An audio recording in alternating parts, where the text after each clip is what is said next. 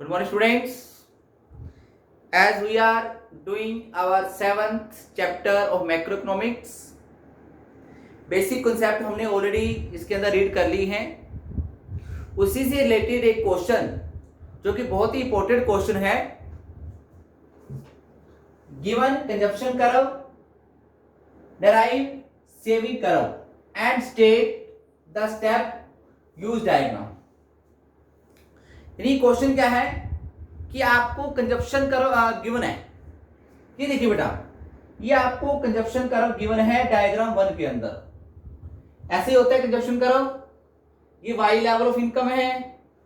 ये C curve जो आपको पता है ये कहां से स्टार्ट होता है, वाई एक्सिस से स्टार्ट होता है. ठीक है बेटा. अब ये कर्व आपको गिवन है. इस कर्व से आपने सेविंग कर्व ड्रा करना है. जैसे कल मैंने आपको एक इक्वेशन करवाई थी, याद होगा आपको. C इक्वल टू गिवन है 100 प्लस 0.6y. तो इससे सेविंग इक्वेशन क्या बनेगी? -100 प्लस 0.4y. ये MPC है, ये MPS बनेगा 1 माइनस. ये 100C प्लस है, ये 100 माइनस होगा. ठीक है. ये तो इक्वेशन आपने ड्रा कर ली. अब आपने डायग्राम ड्रा करना है. आपको सी कर्व गिवन है, एस कर्व ड्रा करना है और उसको ड्रा करने के जो भी स्टेप को आपने यूज किए हैं उन स्टेप को आपने लिखना है. ओरल बनाना तो आसान है, बट हमने जो स्टेप होंगे उन स्टेप को लिखना है कि हम लोग सेविंग कर्व कैसे कैसे ड्रा कर रहे हैं. बहुत आसान है. देखिए बेटा, स्टार्ट कर रहा हूं मैं answer. As we know C equal to C bar plus BY. ये होता ही है. ठीक है. ये कंजप्शन कर्व है और ये लीनियर कर्व है. लीनियर का कर्व मतलब जो C है लाइन है वो स्टेट है.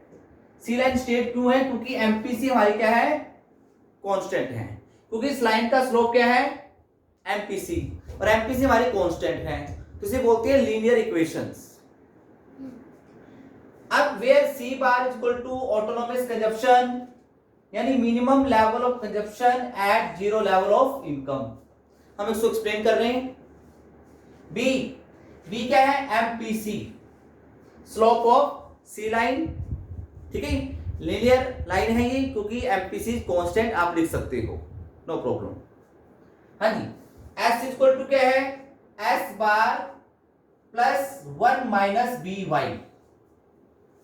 क्लियर. ये होता है saving equation, algebraic expression, where S bar is equal to dissaving at zero level of income. ये डिस सेविंग है, मतलब नेगेटिव सेविंग है at zero level of income.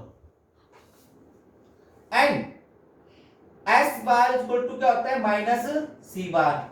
यहां भी मैंने आपको बताया ये S बार है जो C बार का नेगेटिव एक्सप्रेशन है. यानी S bar is the negative expression of C bar. ठीक है. मैं लिखा example, if C bar is equal to 100 then S bar is minus 100. 1 minus B MPS, slope of S line. ये हमने starting लिख दी. अब जो जो स्टेप हम लोग S कर्व ड्रा करने में यूज करेंगे वो आपने लिखने हैं. ठीक है. पहला स्टेप क्या है? In diagram 1 C bar equal to OC. ये आपका C बार है.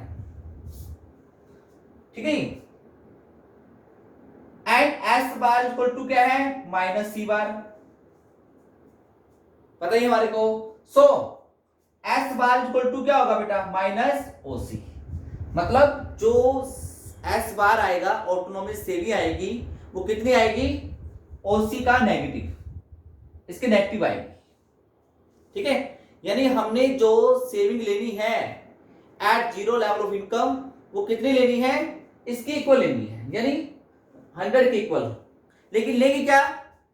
नेगेटिव में लेंगे. देखिए, so we take OS is equal to OC on negative y axis in diagram 2. इसके इक्वल मैं OS ले रहा हूं,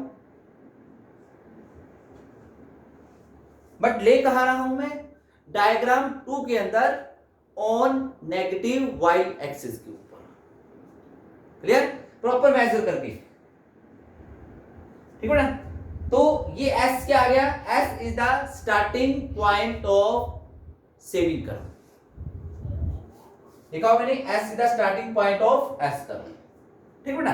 पहला स्टेप।